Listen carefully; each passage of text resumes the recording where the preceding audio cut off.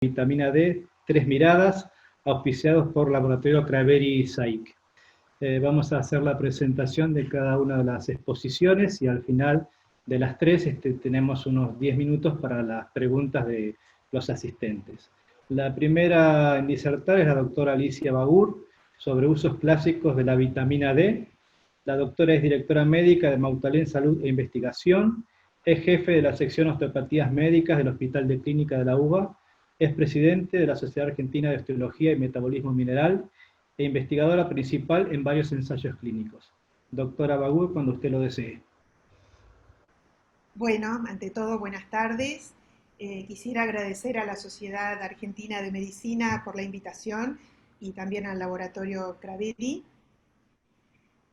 Bueno, la vitamina D, tenemos que, digamos, el aporte de la vitamina D es por parte del sol y también por parte de los alimentos. En cuanto a la conversión a nivel de la piel por los rayos ultravioleta, los rayos UVB, estos abren un anillo beta del dehidrocolesterol y fabrican una previtamina D3.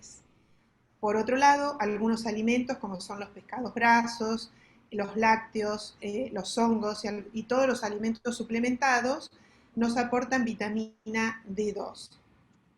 Tanto D2 como D3 se 25-hidroxilan a nivel del hígado para formar 25-hidroxi-D, que es el mejor marcador del estatus nutricional de vitamina D. O sea, es lo que medimos cuando estamos investigando vitamina D. Luego, esta 25-hidroxi vitamina D se 1-alfa-hidroxila a nivel renal para formar calcitriol. El calcitriol en sus efectos clásicos tiene receptores a nivel del intestino, mejorando la absorción de calcio y vitamina D, de calcio y fósforo, también a nivel del hueso, donde aumenta la mineralización y la movilización de calcio.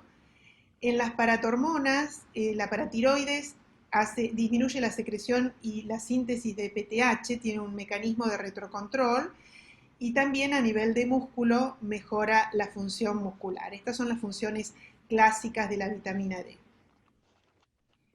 En cuanto a los niveles de vitamina D, hay ciertas divergencias y tenemos, bueno, los cortes que propone la IOM, que es a nivel de 20, o sea, por debajo de 20 nanogramos por mililitro es deficiencia y por encima suficiencia. Y después el corte de otras sociedades, como la Task Force de la Sociedad Americana, la Sociedad Europea, IOF y sociedades argentinas, en las cuales el corte de 30 hacia arriba decimos que tenemos un nivel óptimo, entre 30 y 20 insuficiencia y menor de 20 deficiencia. Esto viene a raíz de que tenemos que ver cuando, dependiendo de los niveles de vitamina D, cuando un nivel logra suprimir la paratormona, y en este estudio, que es un estudio argentino realizado por la doctora Oliveri, podemos ver que un nivel de aproximadamente entre 25 y 30 es el nivel que puede lograr que la paratormona esté más o menos estable. Niveles más bajos ya hay un incremento de la misma. Por otro lado, a nivel de la absorción intestinal de calcio, vemos que niveles de aproximadamente 34 permiten un 65% más de absorción intestinal de calcio versus los niveles que están alrededor de 20. Entonces, digamos que, ¿cuál sería el nivel óptimo de 25-hidroxi? Sería el que logre inhibir la paratormona circulante, el que permita una adecuada absorción de calcio, una mayor densidad ósea, una menor tasa de caídas y una mejor función muscular, una mineralización adecuada, una disminución de la tasa de fracturas y también que logre la efectividad de los tratamientos para osteoporosis, que la mayoría necesitan de un buen nivel de vitamina D. Vemos acá entre paréntesis que la mayoría de estas pautas las logran niveles por encima de 30. ¿Quiénes tienen mayor probabilidad de tener una hipovitaminosis D? Los neonatos y lactantes, por deficiencia de sus mamás, o los prematuros. También el color de piel más oscuro, ya que la melanina actúa a nivel como si fuese un filtro. hábitos culturales y religiosos que hacen que la gente no esté tanto expuesta al sol o esté muy cubierta con mucha ropa, poca exposición al sol, ya sea por problemas de piel, prescripción médica o costumbres, condiciones geográficas y climáticas como alta latitud, como en otoño, en invierno, bajas temperaturas. Esto hay que tenerlo muy en cuenta en el sur de nuestro país y también en obesos. El envejecimiento también produce una disminución de la formación de vitamina D, entonces hay que tener en cuenta en los adultos mayores que hay una disminución del sustrato de vitamina D en la piel, que con igual exposición a la radiación UVB se produce un 73% menos de vitamina D que en los jóvenes, que también los adultos mayores tienen una menor exposición al sol y también que tienen menor cantidad de receptores de vitamina D a nivel intestinal. Para comprender un poco dónde estamos parados en Argentina, les voy a mostrar una serie de estudios, en este caso en normales jóvenes en la ciudad de Buenos Aires, un estudio del doctor Costanzo, en el cual vemos lo que sucede en invierno y en verano en hombres y mujeres. Los hombres son las barras celestes, las mujeres las barras rosadas. Podemos ver que en verano ambas poblaciones tienen valores normales. Con alguna diferencia, las mujeres tienen mejores niveles que los hombres. Pero en el invierno vemos que ambas poblaciones tienen un valor por debajo del valor de 30, que sería el óptimo, e incluso valores promedios cercanos a 20. Estas poblaciones tenían una media de edad de alrededor de 28 años. ¿Qué pasa con los adultos mayores? Este es un estudio que se hizo hace muchos años, 2000-2001, por AOM. En este caso se relevaron varias ciudades de lo que se consideró norte, que era Tucumán y Corrientes, centro del país, Mendoza y Buenos Aires, y en el sur, en distintas latitudes, Bariloche, Comodoro Rivadavia y Ushuaia. Estos eran todos sujetos normales, mayores de 65 años de ambos sexos. Y que lo que pudimos ver, que al final del invierno, si vemos las barras rosadas y rojas, es que en el norte del país el 52% tenían niveles de vitamina D por debajo de 20, en el centro el 64% y en el sur del país el 87%. En este caso hay distintas poblaciones de Buenos Aires, la barra roja son osteoporóticos, luego osteopénicos, densidad ósea normal, osteopénicos y osteoporóticos, todos estos estudios fueron hechos en el Hospital de Clínicas, luego el que les mencioné en adultos mayores de 65 años de AOM y también dos estudios de sujetos institucionalizados. Podemos ver que al final del invierno todos los estudios tienen un promedio de vitamina D por debajo de 20. En cuanto a los niveles de vitamina D en osteoporosis y viendo a nivel internacional quienes tienen, los pacientes que tienen menos de 30 nanogramos, podemos ver en este estudio de 5 continentes, en el cual está Latinoamérica, que la media es alrededor de 60% de estos pacientes tienen menos de 30 nanogramos. Vemos que en general los niveles oscilan entre 50 y 60, salvo en los países de Medio Oriente por cuestiones culturales y religiosas, están más cubiertos y hay una deficiencia mayor. En cuanto a los pacientes que han sufrido una fractura y están internados, vemos que al dosarles vitamina D, si vemos quienes tienen menos de 30 y menos de 20, casi todos, o sea, el 97% tienen menos de 30 nanogramos de 25-hidroxi-D. Y si tomamos el corte de 20, vemos que el 80% tienen menos de 20. En cuanto a la suplementación con vitamina D, acá vemos la diferencia en vitamina D2 y D3, en este caso son 1000 unidades por día. Vemos que ambas vitaminas logran valores similares cuando se administran en esta dosis diaria.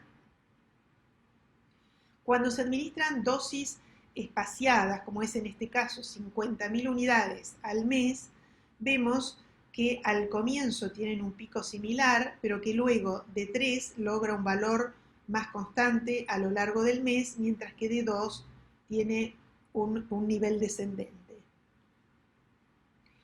En cuanto a la corrección del déficit, hay distintas posiciones de acuerdo a las distintas sociedades mundiales. Estas guías, que son las guías argentinas, de alguna manera resumen todas estas propuestas internacionales, dividiéndolas en 2 etapas: la corrección del déficit, que es el comienzo del tratamiento por un tiempo limitado y con una dosis alta, que puede ser con 2.000 a 5.000 unidades por día durante los primeros 3 meses, o 50.000 por semana, o 100.000 cada 15-30 días durante los 2 meses siguientes, para pasar luego a una etapa de mantenimiento dentro de lo que sería el rango deseable de vitamina D, que se puede obtener con 800, con 1.000 o 2.000 unidades por día, o algunos expertos consideran que hasta 4.000 es seguro, o 100.000 unidades cada 1 a 3 meses. Es importante destacar que siempre hay que monitorear el valor de vitamina D. No nos olvidemos que también la excesiva vitamina D puede ser dañina, o sea que hay que medir siempre 25-hidroxi-D. Recordando que vitamina D2 se puede administrar diaria o 2 veces por semana, vitamina D3 se puede administrar mensual, y que se absorben mejor con las comidas.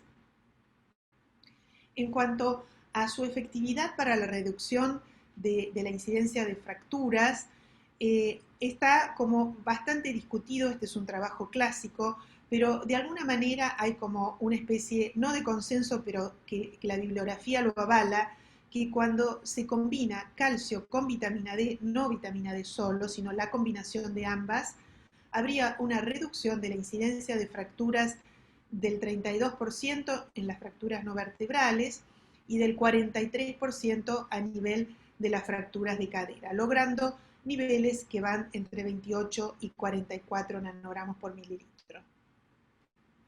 En cuanto a la fuerza muscular y caídas, también la relación del tiempo que tardan las pruebas funcionales para sarcopenia. Recuerden que cuanto más tiempo tardan, es más anormal la prueba, y en relación a los niveles de 25-hidroxi, podemos ver que cuanto mayor es el nivel de 25-hidroxi, la prueba va disminuyendo su tiempo, y que alcanza más o menos una meseta cuando los valores oscilan entre 25 o 30 nanogramos.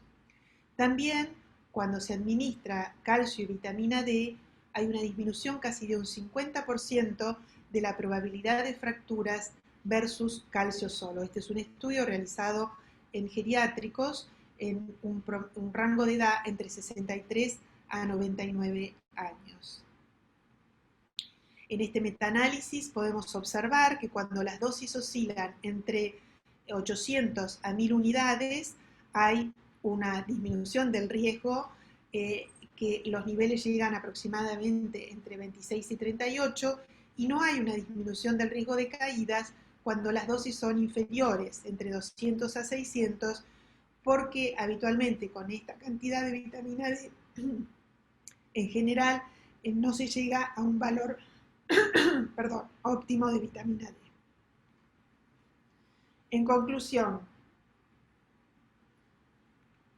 en nuestro país tenemos una elevada prevalencia de hipovitaminosis D, sobre todo en invierno, y esto, como vimos, coincide con los valores internacionales.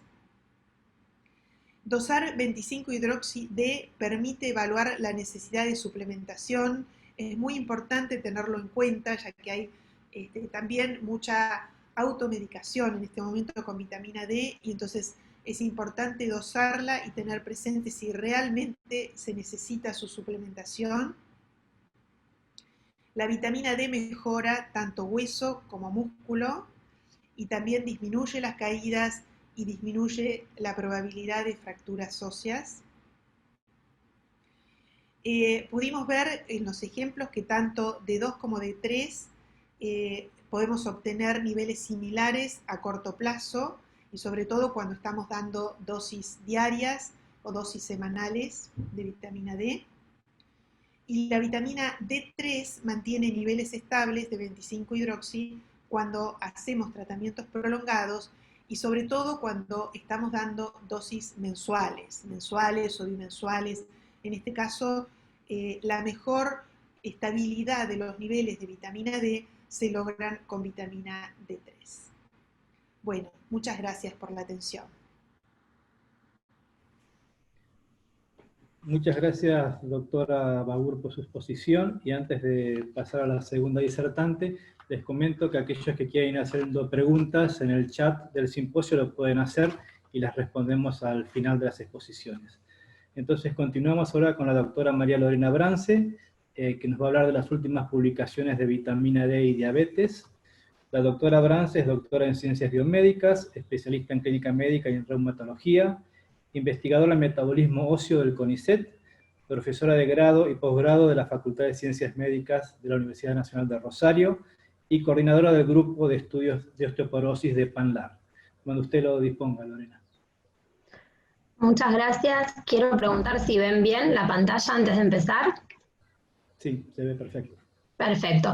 Bueno, ante todo, muchas gracias, doctor Del Valle, por la presentación. Agradecer al Comité Científico de la Sociedad Argentina de Medicina por la invitación a este congreso y al Laboratorio Craveri por la posibilidad de este simposio en vitamina D. Estos son mis conflictos de intereses. En el día de la fecha, speaker para Craveri, que nos dio libertad absoluta en la presentación, en cada una de las presentaciones. Y vitamina D hoy en día ya todos sabemos que prácticamente es considerada una hormona, tiene múltiples funciones a nivel del ciclo celular, en la homeostasis, en la integración, en no solo la salud ósea, esquelética, neuromuscular, sino también a nivel cardiovascular, en la inmunidad innata y adaptativa, que luego van a ver en la disertación posterior, y también en diferentes tipos de células. La vitamina D, tenemos que saber que la medición de los niveles plasmáticos corresponde a 25-hidroxivitamina D y que luego de su hidroxilación a nivel renal se activa 1,25-hidroxivitamina D y esta es la forma activa justamente de esta vitamina. ¿Cuál es el mecanismo de acción a nivel celular? Este es un gráfico a nivel de una célula renal donde podemos observar que 25-hidroxivitamina D unida a su proteína de unión es captada por cubilina y megalina, que son proteínas encargadas de la endocitosis de esta vitamina. Las proteínas de unión a vitamina D posteriormente se van a reciclar, mientras que 25-hidroxivitamina D a nivel de la mitocondria es hidroxilada y es entonces transformada a 1,25-hidroxivitamina D que pasa nuevamente a la circulación posterior a la secreción unida a su proteína de unión. Hoy en día ya se conoce el mapa de los receptores de vitamina D, tanto a nivel nuclear como a nivel de membrana, y se ha visto que estos target genéticos están en diferentes tipos de células distribuidos a nivel del organismo y que en cada célula tienen una regulación y una función específica. Hoy vamos a hacer hincapié específicamente a nivel de las glándulas endocrinas y dentro de ellas a nivel del páncreas y a la expresión de la 1-alfa-hidroxilasa. Como podemos ver en estas imágenes de tinción inmunistoquímica, se observa en el panel A la detección por inmunistoquímica de la 1-alfa-hidroxilasa y la expresión en la misma sesión de justamente insulina en esta sección de páncreas humano. Acá podemos observar en el análisis inmunistoquímico justamente la localización nuclear versus la localización de 1-alfa-hidroxilasa y de insulina luego del análisis inmunohistoquímico y su diferencia. ¿Por qué es importante entonces vitamina D a nivel de las células beta pancreáticas? Porque aumenta la secreción de insulina, se conoce que disminuye la apoptosis de células B, modula el flujo de calcio, regula la función de calvindina.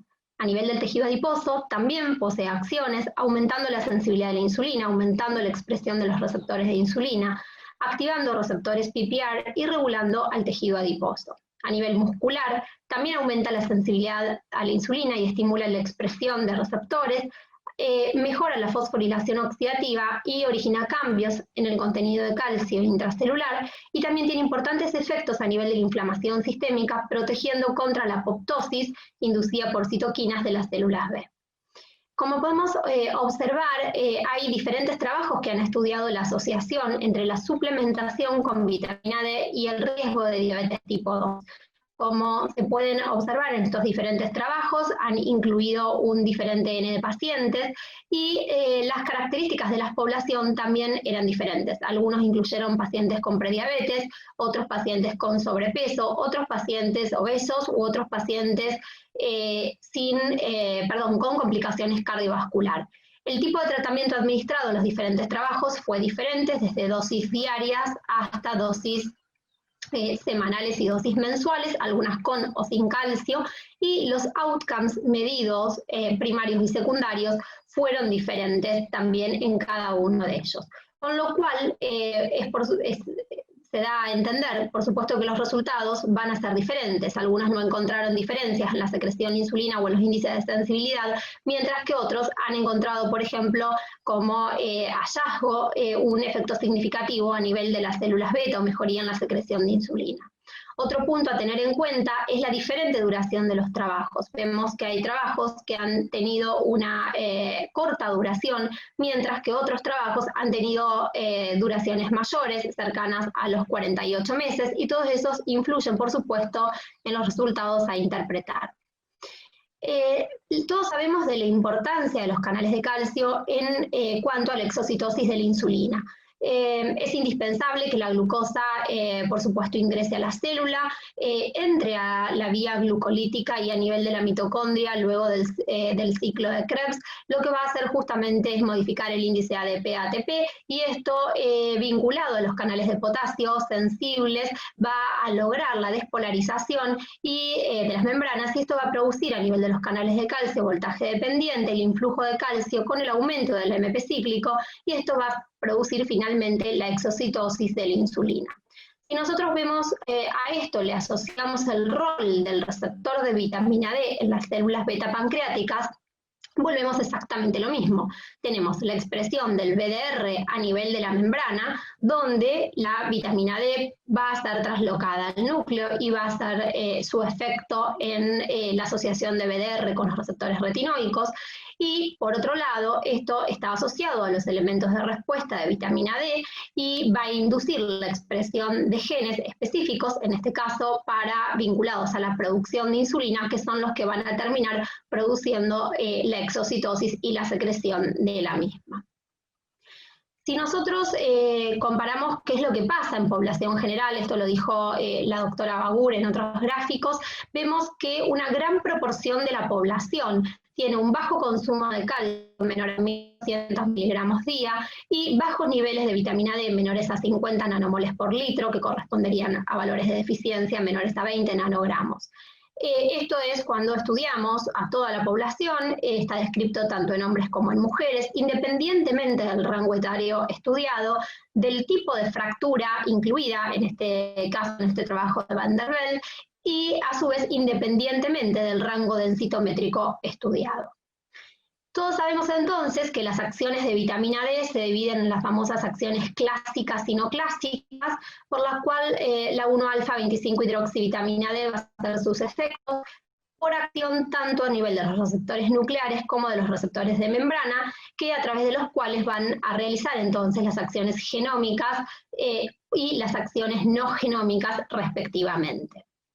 Si nosotros observamos en este mecanismo de acción, podemos observar que 1-alfa-25-hidroxivitamina D puede ser internalizada y luego traslocada al núcleo para unirse a BDR, pero también a nivel de los receptores de membrana puede activar la vía de los lisofosfolípidos que terminan produciendo inositol 3-fosfato y que va a estar vinculada a la liberación de calcio, como mencionábamos en slides anterior, pero también va a actuar sobre la fosfoquinasa y fosfolipasa C en la vía del RAS, RAF, MEC y MAP, la cual va a ocasionar una translocación a nivel del núcleo, va a interactuar con el BDR y su asociación a los receptores retinoides y van a interactuar con los elementos de respuesta para vitamina D, y así van a modificar las acciones biológicas y van a modular la expresión de genes específicos. Dentro de las acciones no clásicas más convencionales se encuentran entonces su acción sobre diabetes mellitus, el síndrome metabólico, el sistema inmunológico, acciones cardiovasculares, cáncer, el desarrollo cerebral, alergias y patologías infecciosas, para nombrar las más frecuentes. Si nosotros nos fijamos entonces en este gráfico dentro de las acciones no clásicas, 1,25-hidroxivitamina D a nivel del páncreas está vinculada a la secreción de insulina y por esta forma a la regulación del control glicémico. Entonces, ¿en qué influye esta disminución en los niveles de vitamina D? Diferentes estudios han estudiado en estos casos diferentes dosis de 2.000 a 60.000 unidades días y mensual respectivamente, con outcomes también diferentes y en diferentes poblaciones. Como vemos en este consorcio de 2D, es el que ha estudiado a pacientes mayores de 30 años con prediabetes. El resto de la población no presentaba diabetes. Y los outcomes de control glicémico y perfil lipídico, acá muestro dos trabajos, hay varios al respecto. En el estudio de Alsofiani no demostró mejorar la sensibilidad de la insulina, pero sí observaron una disminución de los niveles de glucosa en ayuno. En el trabajo, por ejemplo, de Moreira Lucas, la vitamina D semanal no demostró mejorar la tolerancia a la glucosa, pero sí mejoró el perfil lipídico. En este último trabajo la duración fue de 6 meses, lo cual es un tiempo muy corto, al igual que todos los trabajos que tienen el mismo periodo de duración para evaluar dichos outcomes. Este metaanálisis incluyó 21 estudios prospectivos, 76.220 pacientes, de los cuales casi 5.000 eran nuevos casos de diabetes mellitus, y se ha demostrado una asociación inversa y significativa, como podemos observar, entre los niveles circulantes de 25-hidroxivitamina D y el riesgo de diabetes mellitus. En otros estudios con resultados controvertidos que tendremos que saber interpretar, como por ejemplo en el estudio Y, la elevación de 25-hidroxivitamina D obtenida tras la suplementación con 400 unidades día, en ese estudio no se encontró por debajo del valor óptimo para la salud ósea y no ósea, con lo cual la suplementación al menos no es la adecuada. En otra revisión sistemática de 144 cortes de pacientes adultos existe una asociación logarítmica entre la dosis de vitamina D por kilo de peso corporal por día y el incremento en la circulación. Y en un análisis de regresión multivariado, el peso corporal fue uno de los predictores más significativos en los niveles de 25-hidroxivitamina D, que explicaba hasta el 35% de la variación de los mismos. En otro estudio, el análisis secundario del estudio RECORD no observó ningún efecto sobre la incidencia de diabetes mellitus con la ingesta de 800 unidades días de vitamina D. Volvemos a lo mismo, hay disparidad, digamos, en cuanto a la dosis fija diaria administrada, y la discordancia en los diferentes estudios pueden deberse a la falta de ajuste a los numerosos factores de confusión que tienen estos pacientes, como la obesidad, raza, etnia, inflamación sistémica, la función renal, los puntos y niveles de corte con los cuales parten de vitamina D, y que la administración son dosis fijas para todos los pacientes de igual forma. En cuanto a las complicaciones micro y macrovasculares, se ha observado que niveles bajos de 25-hidroxivitamina D están asociados a complicaciones micro y macrovasculares en pacientes con diabetes mellitus, que por otro lado bajos niveles de 25-hidroxivitamina D están altamente asociados a complicaciones micro y macrovasculares, y niveles bajos, perdón, hay un error ahí en la frase, es exactamente lo mismo, está asociado a las complicaciones en pacientes con diabetes, y se ha informado una reducción del dolor neuropático al corregirse la hipovitaminosis D. Siguiendo en la misma línea, hay estudios que sugieren relación en la incidencia entre úlceras plantares y el déficit de vitamina D, y que los receptores de vitamina D expresan ampliamente en retina, y se ha observado una relación inversa entre la severidad de la retinopatía y los niveles de 25-hidroxi-D. Y no parece haber asociación entre hipovitaminosis D y la gastroparesia diabética. En cuanto al estudio NANES, la deficiencia de vitamina D fue vinculada a un mayor riesgo de complicaciones micro y macrovasculares. en el estudio de Jorgensen, estudiaron la asociación entre niveles de 25-hidroxi-D y la mortalidad, y demostró que el déficit severo se asocia a una mortalidad cardiovascular aumentada con un odds ratio de 1.95, y otros estudios sugieren que la deficiencia grave menor a 12 nanogramos por mililitro por cualquier causa en pacientes diabéticos está aumentada. Este es uno de los trabajos publicados del doctor Ramírez Estieven, doctorando, futuro doctor en los próximos días, del cual tengo el placer de ser su directora de tesis. Estudiamos 108 pacientes con diabetes mellitus comparados con población control. No voy a describir toda la tesis, por supuesto, voy a hacer hincapié a lo que respecta a esto, y encontramos que el cociente triglicéridos HDL está significativamente aumentado en pacientes con diabetes mellitus, al igual que los niveles de triglicéridos.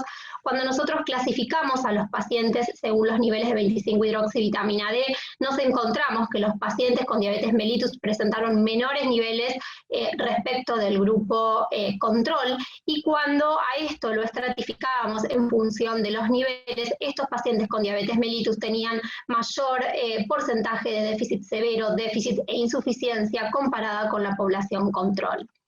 Cuando los niveles de vitamina D los estudiamos en función del índice de masa corporal, tanto en el grupo control como en el grupo con diabetes mellitus, no hallamos grandes diferencias entre el mismo grupo, y luego aquí podemos observar qué ocurría cuando comparábamos aquellos pacientes con índice corporal menor y mayor de 30 en las comparaciones entre ambos grupos. Otro de los análisis que realizamos fue qué ocurría en los pacientes con ISIN, síndrome metabólico, y los niveles de vitamina D, y nos encontramos que los pacientes con diabetes mellitus con síndrome metabólico presentan menores niveles de vitamina D comparados con los pacientes del grupo control con el mismo perfil.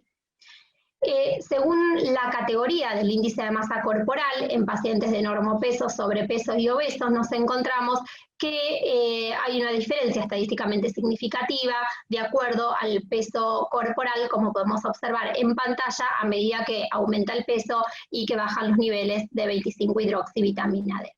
Esto es lo que ocurre cuando se estudia en función de la estación del año. Encontramos menos niveles en otoño y en invierno en pacientes con diabetes mellitus versus pacientes controles. Y aquí estudiamos qué ocurría con los niveles de vitamina D según el control glicémico, considerado como tal hemoglobinas glicosiladas menores y mayores a 7% respectivamente, encontrando que los pacientes con peor control glicémico presentan menores niveles de vitamina D. En cuanto a complicaciones microvasculares, observamos mayor frecuencia de deficiencia y deficiencia severa de 25-hidroxi-D y menor frecuencia de valores óptimos. Y en cuanto a las complicaciones microvasculares, tanto en neuropatías diabéticas, nefropatía diabética y retinopatía diabética, los niveles fueron menores en complicaciones, en pacientes que tenían complicaciones microvasculares, en pacientes con neuropatía y nefropatía diabética también, y no se observaron diferencias en los pacientes con retinopatía diabética. Aquí se observa la correlación que hay entre 25-hidroxivitamina D y hemoglobina glicosilada y la glicemia. Se observa una correlación negativa entre la 25-hidroxivitamina D y los niveles de hemoglobina glicosilada, y entre 25-hidroxivitamina D y los niveles de glicemia en ayuno en el grupo únicamente con diabetes mellitus. El cociente de probabilidad para deficiencia de 25-hidroxivitamina D fue de 4 en los pacientes con síndrome metabólico, un odds ratio de 4 encontramos. ¿Y qué dice la posición 2020 del consenso de controversias en vitamina D en la segunda conferencia internacional? Que ambas, obesidad y diabetes, están asociadas a deficiencia de vitamina D. En población general, ya la doctora Bagur les habló al respecto, solamente contar que encontramos en Rosario, encontramos un alto porcentaje de hipovitaminosis D, solo un 14% de la población presentó niveles normales. El gran grupo de estudio fue en pacientes menores de 50 años y, como se sabe, encontramos una correlación negativa con la edad, es decir, a mayor edad menores niveles de vitamina D. Y entonces, ¿a quién le tenemos que dar? Le tenemos que dar vitamina D justamente a quien que presente factores de riesgo y a aquel que lo necesite. Entonces, ¿por qué es importante en diabetes? Porque mejora la sensibilidad de la insulina, protege contra la apoptosis de las células B inducida por citoquinas, estimula la expresión de receptores de insulina y presenta un efecto beneficioso en síndrome metabólico. Muchas gracias nuevamente al comité organizador y a Craveri por la invitación. Muchas gracias, doctora Brance, por su exposición. Y pasamos entonces a la última presentación del simposio, a cargo del doctor Walter Manucha, vitamina D y COVID-19. El doctor Manucha es investigador responsable de la convocatoria MinSit COVID-19, director del Laboratorio de Farmacología Experimental Básica y Translacional del área de farmacología de la Facultad de Ciencias Médicas de la Universidad Nacional de Cuyo, investigador independiente del CONICET y tiene numerosas publicaciones y premios a nivel nacional e internacional. Doctor Manucha, cuando usted lo desee.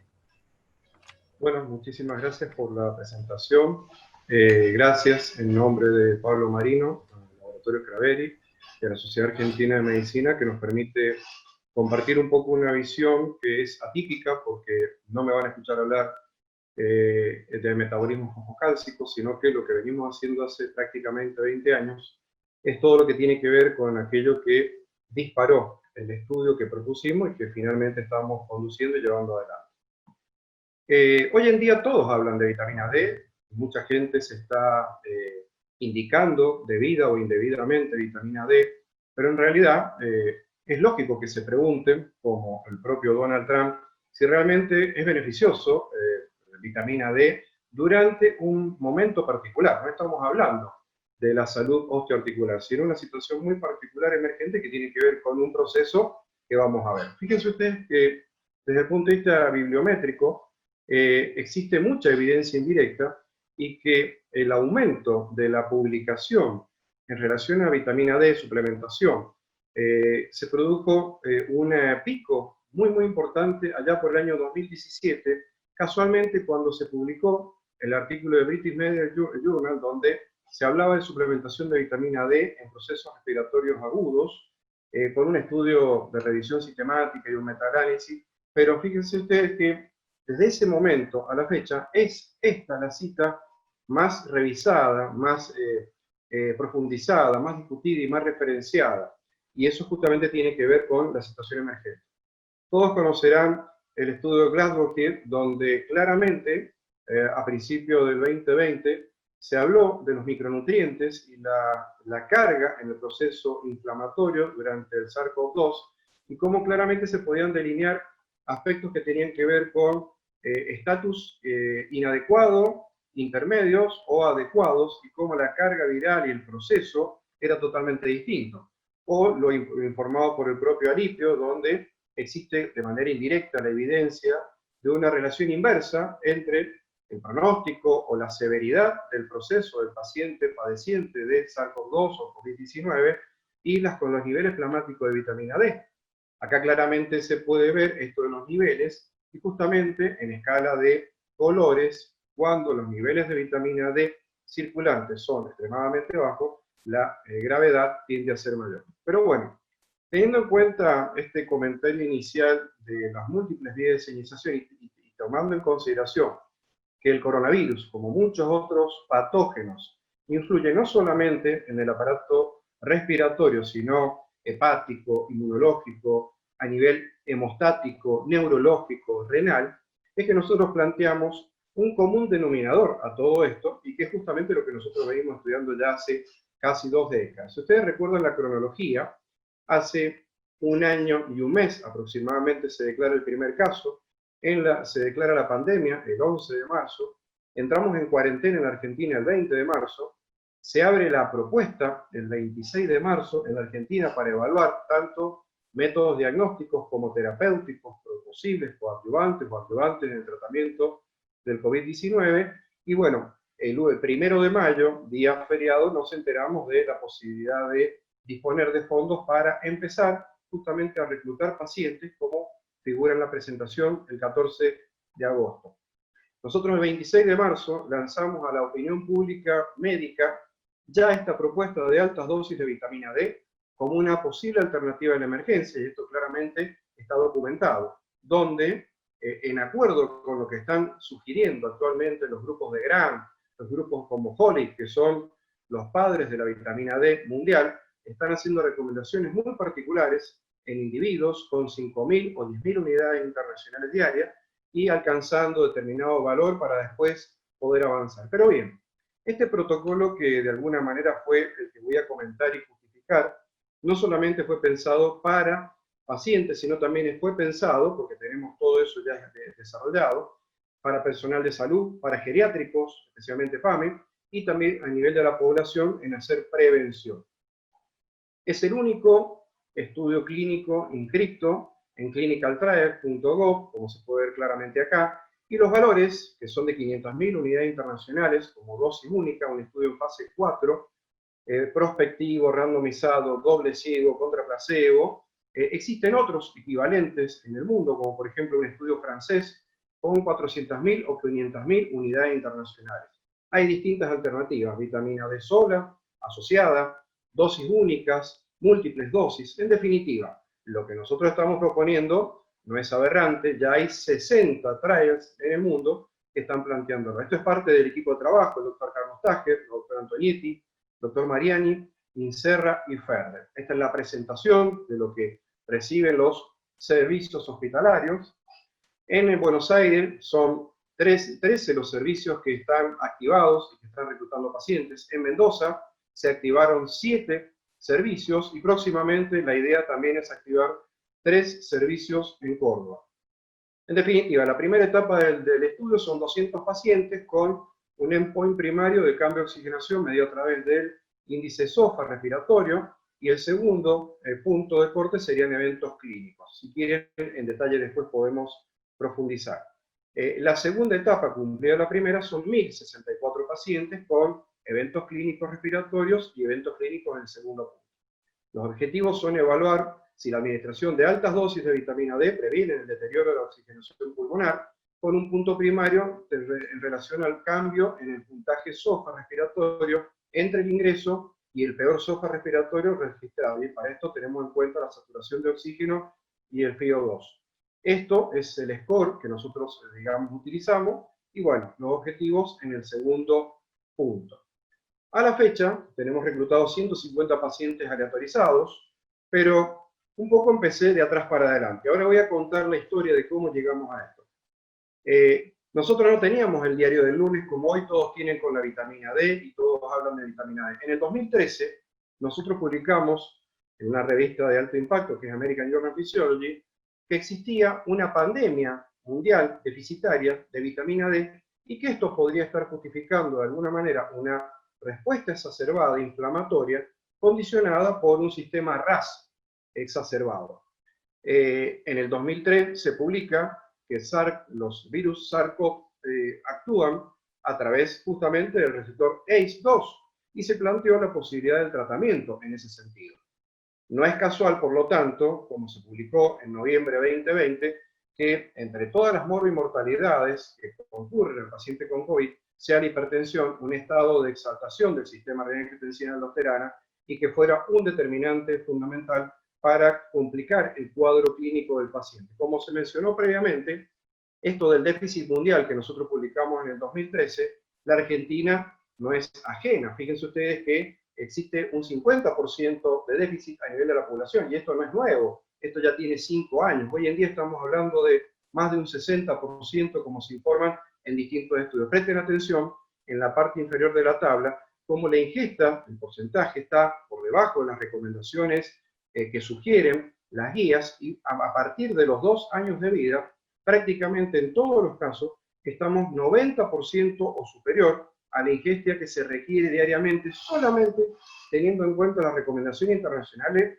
para la salud, para el metabolismo fosfocálcico. No estamos hablando de pandemia. Entonces dijimos, nos planteamos entre los básicos y los clínicos, ¿qué podemos hacer con esto de la evidencia indirecta y todo el potencial que tiene una sustancia que se sintetiza en el organismo a través de precursores, que es de bajo costo y que puede colaborar de alguna manera con esta situación clínica?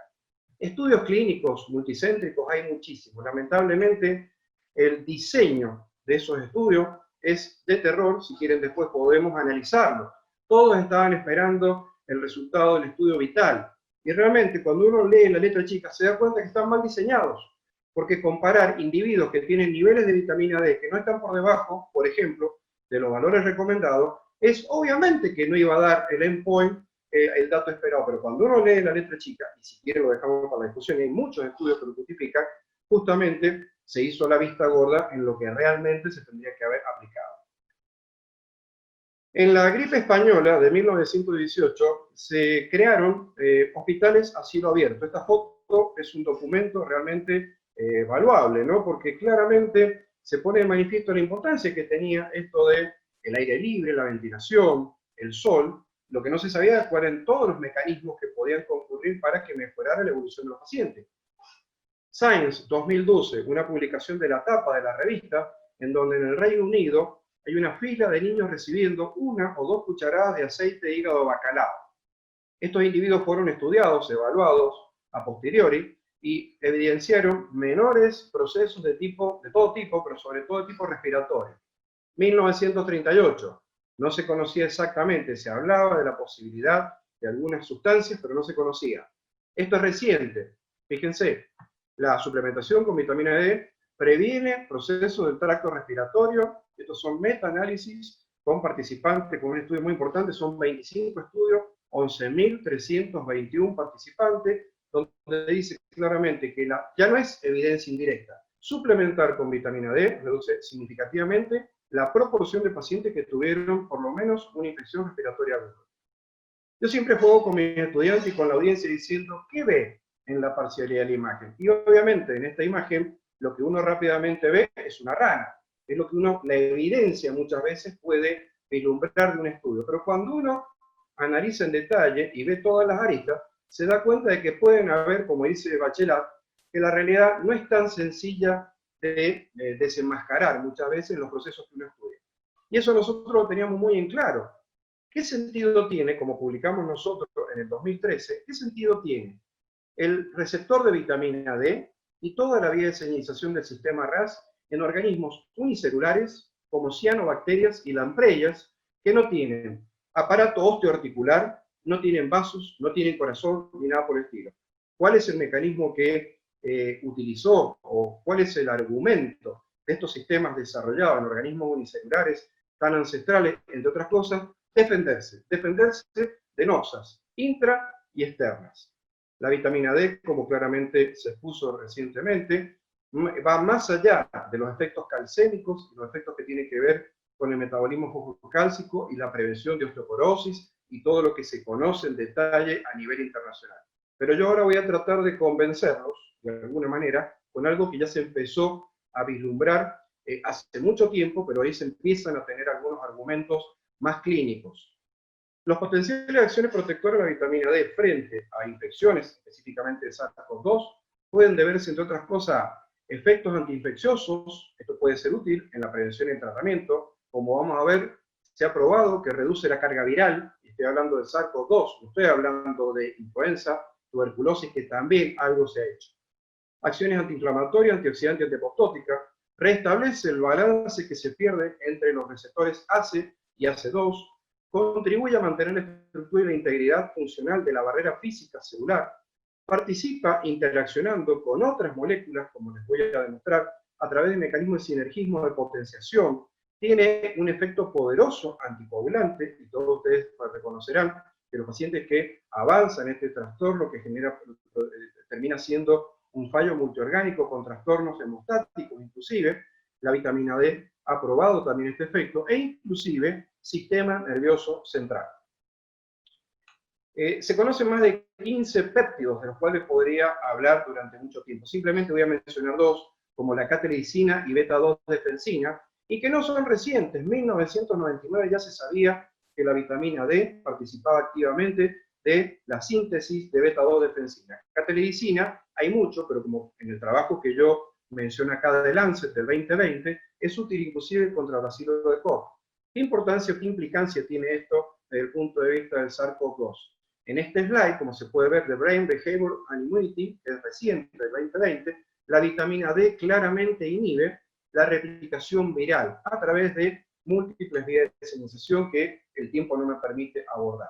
Bajos niveles de vitamina D favorecen mecanismos mediante los cuales los virus, como el de la influencia y coronavirus en general, pueden alterar el epitelio pulmonar. Esto favorece, en el caso tardío, la multiplicación de la tormenta de citoquinas, y esto claramente se ha visto de manera indirecta correlacionado con acciones inmunomoduladores que dependen de los niveles de vitamina D.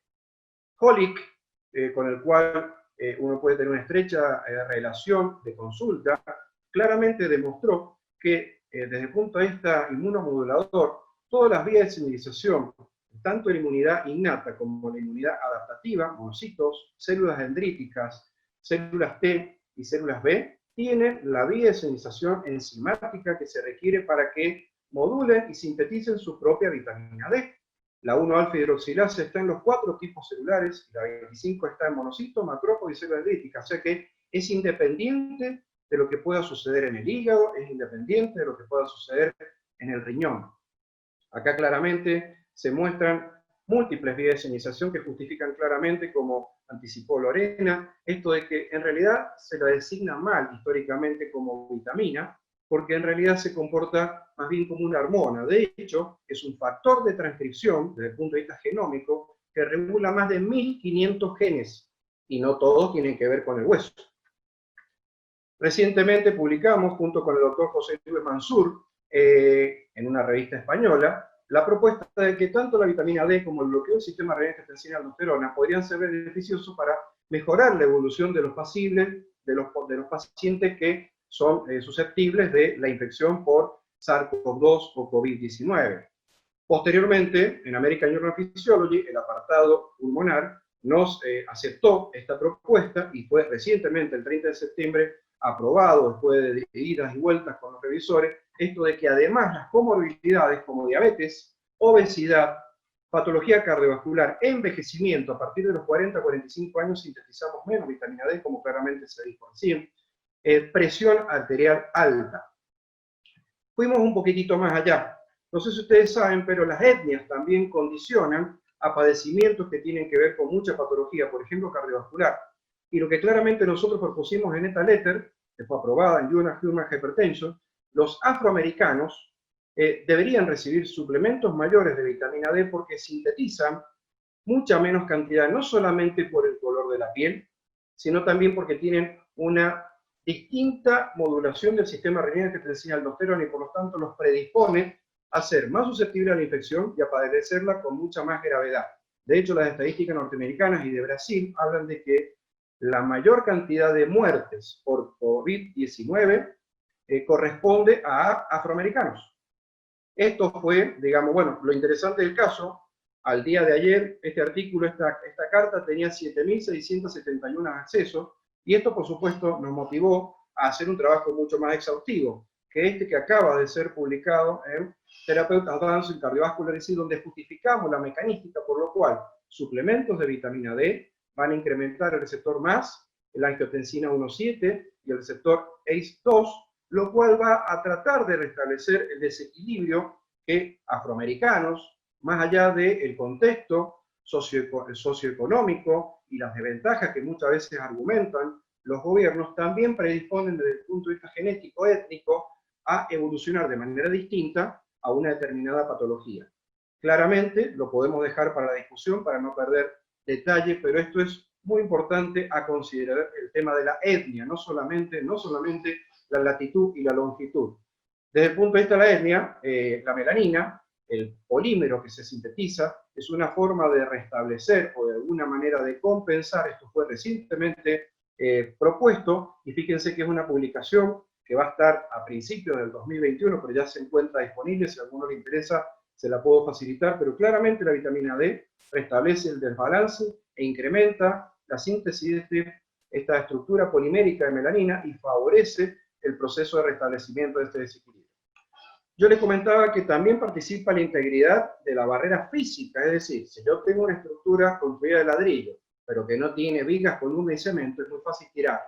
Ahora imaginen que la vitamina D colabora con proteínas como gludina, conexina 43 y caderina E, entre otras, mejorando las uniones adherentes, las uniones GATT y las uniones adherentes, por lo tanto también participa de la barrera física. En el año 2012 tuvimos la suerte de poder describir inéditamente receptores de vitamina D en mitocondria, y esto era consistente con alteraciones funcionales. Y estos animales que eran espontáneamente hipertensos recibieron enalapril y recibieron un análogo de vitamina D, que es el paricalcitol. El tratamiento revirtió la estructura y modificó la expresión. Recientemente, en la revista Antioxidant, nosotros con un grupo español profundizamos el conocimiento y hablamos de que esta suerte de proceso inflamatorio responde, entre otros mecanismos, a una dinámica mitocondrial perdida, desacoplada, generando una pérdida de la biogénesis, por lo tanto, una alteración en el proceso de fisión y fusión mitocondrial. Insisto, lo podemos dejar para la discusión, pero claramente hay muchos argumentos para avanzar sobre esto. Este slide muestra con total crudeza esto de que empecemos a hablar de hormona D y no vitamina D, y la capacidad que tiene como factor de transcripción. Ahora bien, también se mencionó que la vitamina D actúa a través de mecanismos no genómicos, y por lo tanto eso multiplica aún más las posibilidades de esta sustancia que se sintetiza, que se puede incorporar con nutrientes, que se puede aumentar su síntesis con sol y también con alimentos. Les comentaba que otro mecanismo muy importante es que actúa sinérgicamente con otras moléculas que se encuentran en el organismo, como la melatonina. Tengo la suerte de trabajar hace algún tiempo con el doctor Russell Reiter, que fue editor en jefe de Pineal Research, es una de las personalidades más citadas en la literatura mundial, es el dueño del tema melatonina, y como se puede ver, bueno, esta fue la primera publicación, si ustedes buscan, somos los primeros que proponemos el abordaje terapéutico asociando vitamina D con melatonina, como se puede ver claramente acá, en el orden cronológico, es el primero que aparece en Medline, PubMed. Entonces, a lo que preguntaba Donald Trump, un colega norteamericano, pionero en COVID-19, ya viene tratando a pacientes, al respecto ya tiene 500 pacientes tratados de manera cronofarmacológica en el día, vitamina D, en la noche, melatonina. De esos 500 pacientes, solamente 5 requirieron hospitalización. Son pacientes grandes. Solo 5 fueron al hospital y ninguno requirió cuidados intensivos, respiración mecánica, ni nada por el estilo. Trump, que se preguntaba, ¿sirve la vitamina? Bueno, Trump recibió un cóctel de muchas cosas, entre ellos vitamina D y melatonina. Esto nos llevó a proponer, en la revista Nanomedicine, una nueva propuesta. Yo tengo una línea en el laboratorio donde desarrollamos nanofármacos, nanoestructura, y lo que estamos ahora es intentando desarrollar una nanomicela que porte en una parte de su estructura melatonina y en otra vitamina D, para que se liberen en distintos momentos del día con una liberación sostenida en el tiempo. La vitamina D también tiene poderosos efectos anticoagulantes, 20-20, Drug Design. Esto no solamente fue propuesto por un autor, sino que se ha verificado y chequeado por múltiples publicaciones donde la 1,25 de hidrocolecalciferol tiene actividad importante sobre aspectos de coagulación y trombosis. También les comenté el impacto que tiene la vitamina D, la melatonina y sobre todo lo que ha sucedido con esto de recluirse durante mucho tiempo fuera de lo que sería la posibilidad de transcurrir en el tomar sol, en hábitos saludables como el ejercicio. Esto ha llevado a trastornos de todo tipo, y como nosotros planteamos claramente acá, se ha producido una cronodisrupción viral. Ese ciclo nos ha llevado de alguna manera a que esta cuarentena tan larga también ha impactado de manera deleteria, entre otras cosas, con una afectación central y que a la larga también impacta a nivel del sistema inmunológico. Como se puede ver claramente acá, este artículo está en revisión. También trabajamos con un grupo de Croacia, e hicimos un estudio que está en prensa, sale la semana que viene en línea. Estudiamos 46 países, evaluamos latitud, longitud, hábitos alimentarios, y claramente nosotros hicimos un correlato entre la casuística de los casos de factibilidad y los menores niveles de vitamina D, la cantidad de muertes, la positividad, y como se puede ver acá, el ratio de los casos de factibilidad correlacionan de manera directa con los niveles de vitamina D, y este artículo también va a estar disponible como el que presento a continuación, de que hay que analizar también las características, no solamente de latitud y longitud, porque yo participé de un estudio en Puerto Rico con 4.000 individuos de la población que están los 365 días del año expuestos, porque hacen SERP, consumen alimentos que le proporcionan importantes cantidades de vitamina D. Sin embargo, cuando lo medimos en esta población, son 4.000 individuos, el 65% tenía niveles por debajo de lo que se considera, entre comillas, normal. Yo me pregunto, ¿normal para qué? Para los huesos. Evidencias, que es lo que necesitamos en medicina, hubo mucho indirecta, pero empieza a haber evidencia directa. ¿Cómo podemos de alguna manera responder a todos estos impactos? ¿Cómo podemos responder a si la vitamina D es útil? John Byron le contesta, evidencia existe y es evidencia directa. Acaba de salir un trials prospectivo, doble ciego, contra placebo, muy parecido al nuestro. A los pacientes se les administra 60.000 unidades internacionales por día, ¿sí? Durante 2 semanas. Con eso se logró hacer de manera significativa, producir lo que se conoce como una disminución significativa en la positividad y, por otro lado, un menor impacto a nivel de lo que es internación de estos pacientes. Es un trabajo muy importante, si bien el número de pacientes no es tan alto, pero es ya una evidencia directa. 14 de noviembre. 21 de noviembre, el Irish Journal of Medical Science, donde se hablan de las características del estado óptimo de vitamina D y el impacto que tiene sobre las múltiples vías de señalización que podemos discutir. ¿Por qué proponemos todas las ventajas sobre vitamina D, alta dosis en pacientes con COVID-19 particularmente, que es lo que me convocan en esta charla? Existe evidencia biológica contundente de asociación entre niveles bajos de vitamina D y riesgo de infección por SARS-CoV, eso está claro. Test positivo de PCR, aparición de complicaciones, soporte de oxígeno ventilado. ¿Qué ventajas tiene? Margen terapéutico importante. Riesgo comparativo de efectos adversos extremadamente bajo. El costo es bajo. No hay necesidad de controles ni estudios muy específicos o particulares. No interfiere con otros tratamientos, salvo algunas excepciones que podemos discutir en detalle, y la posibilidad del uso poblacional preventivo sugerido por referentes de sociedades científicas, lo de los niveles séricos. Yo me planteo con esto de los niveles séricos, los valores de referencia que manejamos son útiles para el metabolismo fosfocálcico. Ahora yo les dejo a la audiencia la siguiente pregunta. ¿Cuáles serán los valores de referencia de niveles séricos plasmáticos de vitamina D en hipertensión, en diabetes, en obesidad, en edad, en sexo, etnia, trastornos cerebrovasculares, el SARS-CoV-2? Todos tienen un común denominador, un cuadro inflamatorio, crónico o agudo. Tomo de mi amigo José Luis Mansur esto de una de sus conferencias, en donde claramente, en 1800, solamente se hablaba de prevención del raquitismo. Prácticamente en el 2000, osteoporosis, y que hay ciertas discrepancias según las sociedades, y hoy en día, si tenemos que plantear inmunomodulación y prevención de patologías de otro tipo, ya hoy en día las recomendaciones apuntarían eventualmente a otros valores que están muy por encima, y muchos estudios están informando de que no son tóxicos. Esto nos ha llevado a estudios que estamos desarrollando acá en Mendoza, que tienen que ver con prevalencia en población, también a semántica de lo que tiene que ver con enfermedades, porque tenemos cierta teoría que tiene que ver con el alojamiento, del mismo modo que que tienen algunos virus, como por ejemplo herpes virus. Hemos hecho algún hallazgo en pacientes post-COVID y realmente el saco alveolar es un sustrato de trabajo muy interesante. Por otro lado, logramos modificar la ficha técnica de vitamina D racines, está disponible ya a través de AMAT, en donde además de hablar de osteoporosis y prevención de trastornos de tipo osteoarticular, también se habla de inmunomodulación, de nuevas guías, de nuevas recomendaciones, de nuevos regímenes posológicos, y todo eso ya fue analizado por RACIN a nivel nacional y está a disposición.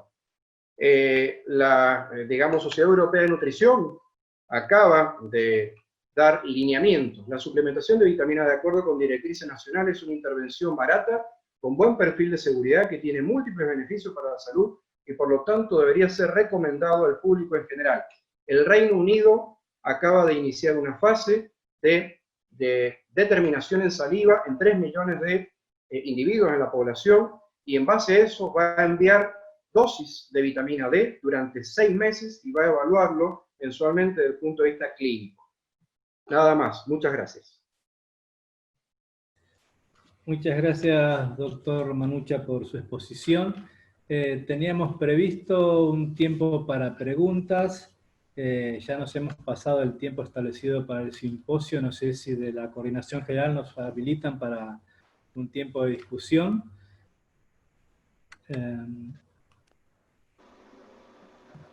tenemos un tiempo para algunas preguntas. No sé si alguno de los otros dos expositores quieren hacer algún tipo de preguntas, si quieren preguntar entre ustedes sobre algún tema en particular. Yo me había anotado un montón de preguntas, pero no vamos a tener tiempo, así que no sé ustedes que son especialistas si quieren quizás preguntarse entre ustedes. No, yo reforzar, excelente Alicia y excelente Walter las exposiciones, y reforzar la importancia de vitamina D en acciones no clásicas, específicamente, más allá de que hablen diabetes, en todo lo que es sistema inmune, inmunidad innata, inmunidad adaptativa. Nosotros en reumatología lo vimos a eso y lo vemos que mejora la actividad de las enfermedades reumáticas en aquellos pacientes que tienen mejores niveles de vitamina D versus aquellos pacientes que están en hipovitaminosis D, con lo cual enfatizar la importancia justamente de vitamina D en aquellas acciones no clásicas, porque habitualmente lo conocido es toda la parte de metabolismo óseo y metabolismo fosfocálcico, pero realmente la importancia en otras entidades es fundamental. Y que, como dijo Walter en alguno de los famosos trabajos que hay resultados controvertidos, cuando uno lee la letra chica hay un muy mal diseño de base, así que adhiero totalmente al comentario de Walter. Yo me quedé un poco sorprendido por las dosis, ¿no? 500.000 unidades internacionales en una única toma, o 60.000 por día durante 2 semanas. Atento a que en general uno siempre tiene esa idea en la cabeza, por lo menos los que tenemos cierta edad, de que la vitamina D se acumula y puede ser eventualmente nefrotóxica o cardiotóxica. ¿Hay algún tipo de seguimiento en el tiempo de estos pacientes, en algunos de estos trials, que haya determinado algún tipo de efecto secundario de una dosis tan alta? Gracias por la consulta, porque cuando nosotros proponemos este trabajo, imagínate que esto está corriendo en 3 hospitales de Buenos Aires, 7 de Mendoza, y va a empezar, o sea que esto que vos preguntás, y van a medir la calcemia, y no tienen miedo a la nefrocalcinosis, y todo lo que se sabe, y les empezamos a mandar información y a responder, decir que es muy poco probable, salvo excepciones. Por ejemplo, hay una mutación muy particular, que es 1 en 1.000.000, que si se te toca ese paciente, sí, ese paciente con una alta dosis puede causar. Hay situaciones muy particulares. Y hay servicios donde sí o sí teníamos que tener los niveles de calcemia para dar esa dosis, por supuesto. Pero en general, hay muchos estudios. Por ejemplo, hay un estudio de un hospital en Cincinnati, un psiquiátrico, en donde trata psicosis en pacientes adultos con 400.000 unidades internacionales, ¿sí? 400.000 durante 1 año mensuales. Y los pacientes no refieren ningún tipo de afectaciones que tengan que ver con todo esto. Y el N es importante. Hay estudios en embarazo, nosotros lo pusimos como criterio de exclusión, pero hay estudios en embarazo con 10.000 unidades internacionales, ¿sí? Y no pasa absolutamente nada, ni en la mujer, ni en el feto, el embrión, el bebé en gestación. O sea que en pediatría, por ejemplo, también hay toda una discusión. Por supuesto, nuestro trabajo lo excluye, pero hay muchos trabajos, hay muchos trials en el mundo que están corriendo, porque todos sabíamos lo que se dice, que muchas patologías cursan con bajos niveles de vitamina D, pero no podíamos responder si era causa o consecuencia. Ya empiezan a haber algunos estudios que pueden decir de que de alguna manera ese déficit de vitamina D no necesariamente era porque no estaban consumiéndola, sino porque el sistema lo estaba consumiendo. Es decir, había una demanda inmunológica, había una demanda del sistema que estaba en situación de estrés oxidativo, inflamatorio, que entre otras cosas genera mayor déficit de vitamina, porque en la suma, en la ecuación, uno solamente analiza lo que entra cuando decimos niveles y vamos a dar, pero nadie se pone a analizar cuánto sale. Hoy en día hay estudios muy importantes de microbiota y el microbioma que claramente tiran por la borda resultados de trials que decían que la vitamina D no servía. ¿Por qué? Porque el problema estaba en la vía que estaban utilizando y la incorporación de la vitamina D y la titulación que no se hizo en su momento, y por lo tanto aseveraban que tenían ciertos valores. Entonces, es un tema muy importante, muy lindo discutir. La obesidad, si el grupo de Grant recomienda 4.000 a 5.000 unidades internacionales, pero si el paciente tiene obesidad mórbida, hay que aumentar a unas 6.000 o 7.000 unidades internacionales, porque la vitamina D, entre otras cosas, es liposoluble y por lo tanto tiende a acumularse en grasa. Pero además, el paciente obeso, por definición, por lo menos yo se lo enseño a mis estudiantes, es un paciente inflamado. O sea que ya, por naturaleza, por definición, ya hay que tratarlo, abordarlo de manera distinta. ¿Se entiende? Perfecto. Perfecto.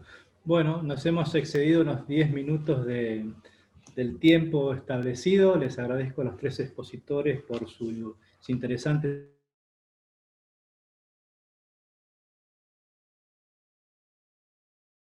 Craveri y Saik. Buenas tardes.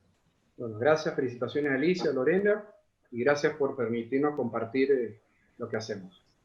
Muchas gracias por la invitación. Muchas gracias. Bueno, gracias acá como coordinador del evento, muchas gracias Pablo Marino a todos, y me quedó una pregunta sobre el final. Déjenme hacer. Sí, pobre, yo lo vi, que nos hacía así. El programa de medicina geriátrica y del punto práctico, bueno, venimos dando vitamina D hace cualquier cantidad de tiempo, básicamente para combatir sarcopenia, más allá de que lo que tenía que ver con el hueso. ¿Qué recomiendan desde lo práctico? ¿Dosis diaria, dosis semanal o una macrodosis mensual? En lo práctico. Bueno, se voy a decir yo, la pregunta es difícil, porque la recomendación no puede ser global, es en cada individuo hay que hacer un estudio pormenorizado para ver la característica de ese individuo, y ahí está el problema, ¿no? Pero si hay que hablar en general, yo me remitiría a lo que dice Holly, lo que dice Grant, lo que dice mucha gente, 5.000 unidades internacionales, a 10.000 unidades internacionales hasta alcanzar cierto valor que esté por encima de 40, ojo, no 30, dicen por encima de 40 y o 50, porque estamos en situaciones particulares. Perdón, yo creo que a veces dependiendo de los valores en los que uno comienza, tiene el paciente con un valor muy bajo, a lo mejor se necesitan dosis incluso más altas al principio. Sí. Una dosis de carga para después lograr una dosis de mantenimiento. Entonces a lo mejor esa dosis de carga, bueno, se usa dosis mucho más altas que pueden ser quincenales o, digamos, como dijo el doctor Manucha, cada paciente debemos estudiar digamos, todo el impacto que puede tener en general y el valor que tenga de 25-hidroxi, que en base a eso vamos a diseñar su tratamiento. No hay como una regla general, pero si es muy bajo, y sobre todo para sarcopenia, por ahí es importante empezar con dosis altas para después lograr en menos tiempo el valor óptimo. Y coincido que los valores por encima de 40 son súper seguros y realmente es muy difícil. Yo en 40 años creo que vi un paciente intoxicado, pero... Claro, algo que no preguntaron, Alice, déjame que complete. 150 es un valor que se toma como tóxico. No se llega nunca con 500.000 unidades internacionales de carga única a eso. De casualidad se llega a 90 o 100 con 500.000. Y el valor tóxico es 150. Sí. Bueno, muchas gracias. Nos estamos yendo entonces. Saludos. Perfecto. Pablo. Buenas tardes, muchas gracias. Bueno. Gracias a todos. Chao. Muchas gracias. Hasta luego.